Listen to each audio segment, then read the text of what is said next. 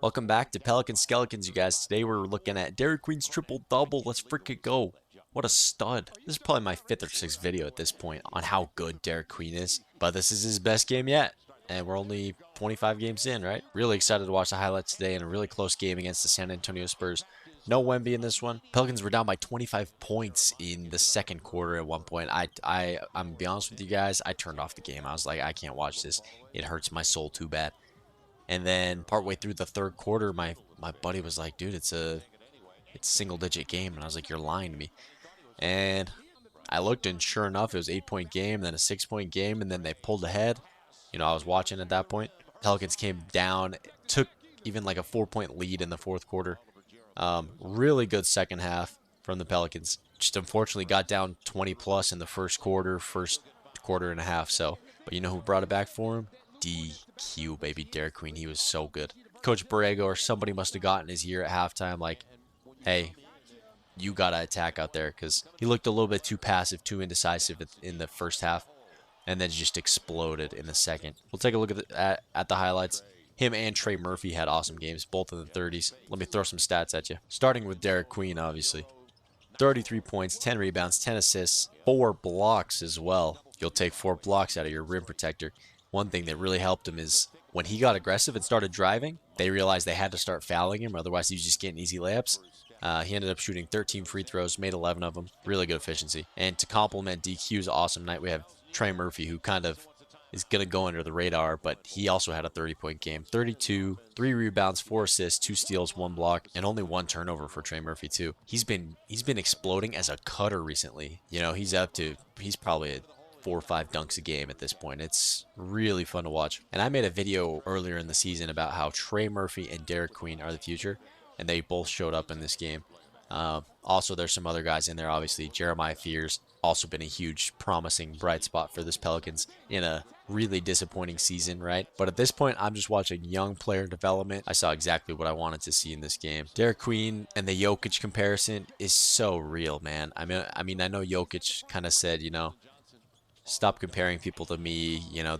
They're their own player, but Jokic has kind of been the poster child for the passing big man in the modern NBA. And while Derik Queen is nowhere near Jokic, right? He shares very similar play style in a lot of ways, and I really appreciated his fire in this game. He was into it, and he was focused, and he was competitive. So was everybody.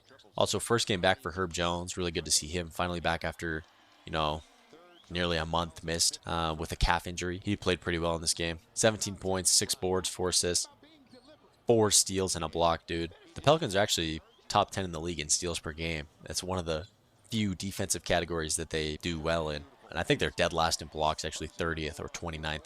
And I know we've touched on this topic before, but if you're watching this game and you're watching DQ out there just playing his heart out, putting up big numbers and big impact, and then you look over to the bench and you see Zion in street clothes, it gives you at least a little bit of a sense of relief knowing that the Pelicans truly did strike gold in this draft. I believe they struck gold in Derik Queen. And there was a lot of talk and a lot of Joe Dumars slander, right? Because he made that trade to trade away our first round pick this upcoming draft to move up 10 spots to get Derik Queen. But for the player that Derik Queen is looking to be and what he's showing out there on the court, man, it's hard not to have to apologize to Joe Dumars at least a little bit, right?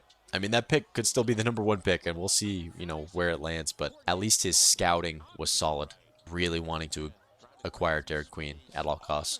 Really great game from all of the starters. All around, Saddiq Bey was awesome again. I'm loving Saddiq Bey. I did a whole video on him. It wasn't my most popular. I know he's not the most popular player on the team, but if you're interested in that, check that out. So a lot of good to take away from this game. Like I said, the Pelicans were down huge, and I was so disappointed, after that Brooklyn game a few days ago where it's Brooklyn. They're not supposed to be good. And the Pelicans just looked like they weren't even on Brooklyn's level. It was really discouraging to see. Starting this game, I felt the exact same way. I was like, oh man, this is just going to make me depressed, so I'm turning it off. But they figured it out. The Pelicans figured it out, turned it around in the second half. Really fought in this game. Derik Queen hits a go-ahead tough layup over Cornette with 30 seconds left. And then Dylan Harper comes down, hits a tough layup as well on our side of the court. DQ gets one shot at it, kind of a 3, but with toe on the line, deep 2. Just misses it. I like that he's getting the shots, though, because it's games where he's probably the Pelicans' best player. You know what I mean? Also, a few videos ago, I said Trey Murphy hasn't been clutch, but he had 2 clutch buckets in this game, including a 3 right at the end, to put the Pelicans up by 1 point. Just a really fun game overall, back and forth. The fourth quarter was intense. With this season being lost already, just seeing the Pelicans put themselves in positions to win games is encouraging, right? I mean, if they get the win, what does it really change? Nothing. Then what? They're going to be 4-21? Great. They're not competing for a playoff spot. They don't have a pick. So it's just about player development at this point. Get your young guys minutes, figure out who works together, figure out some lineups, hopefully build some chemistry coming into the next season, because I think the Pelicans were the team with the most roster turnover in the NBA this offseason, maybe second most. So yeah, a loss is a loss. It's still disappointing, but is it crazy to say at this point, who cares? You know what I mean? I mean, obviously we care and we want to win, but nothing's changing at this point in the season. It's already lost. So I wanted to talk a little bit about in the future, in the next 2-3 years, where do I want to see this team? I mentioned it before that, it's basically rebuild point for the Pelicans, right? What they have is obviously not working, or obviously not staying healthy enough to work, even if on paper it seems like it could. I think just fresh faces are needed. I don't expect Zion to be the future of this team anymore. Like, even though Joe Dumars and Troy Weaver made that their whole statement over this summer, that, we're with Zion. Zion's our guy. I just don't see that being the case. I think this team is reevaluating itself, looking itself in the mirror and saying, it's Derik Queen, it's Jeremiah Fears, maybe Trey Murphy. I think hopefully Trey Murphy. I think he likes New Orleans. I think he's invested, and he's become a really good player here. But he also holds a lot of values on a great contract. Same thing with Herb Jones. But it's definitely retool / rebuild for the Pelicans. But some guys I want to see stay on the roster, absolutely. Derik Queen, obviously. Jeremiah Fears, obviously. I'd like to see Trey Murphy stay on this team. I don't want him traded. As much as I love Herb Jones, I think he probably will get traded because he's so valuable of an asset. Pelicans are going to get some offers back for him. I actually want to see them keep Saddiq Bey. I think he's a perfect complementary piece. And in the meantime, in a larger role, can be, a bona fide starter for them. And he's young. Keep him on the team another 3-4 years. I think we're just scratching his prime. Yves Missy's, I think, really developed a lot this season.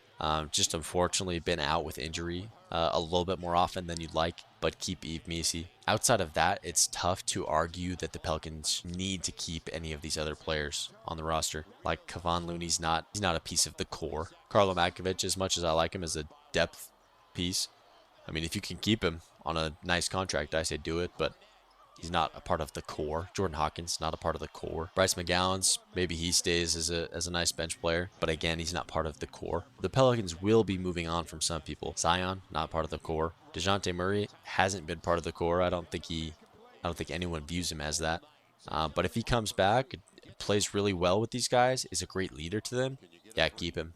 It'll all depend on his play and his fit. Anyway, I'm a big fan of Derik Queen. I don't think that'll be his only triple-double this season, you guys. He's just getting started. He's just getting comfortable. No preseason, half a summer league for him, and he's just getting better and better as the days go by. Anyway, I'm optimistic about the future of this Pelicans team. As bad as the record is at the moment, I appreciate you guys tuning in. Do me a favor, subscribe if you haven't already. Leave a like on this video. Comment your thoughts on Derik Queen, what the future of this Pelicans team looks like in your opinion. We won't have another Pelicans game till Thursday, but I'll be back then with a video for you all. Go Pels. Peace.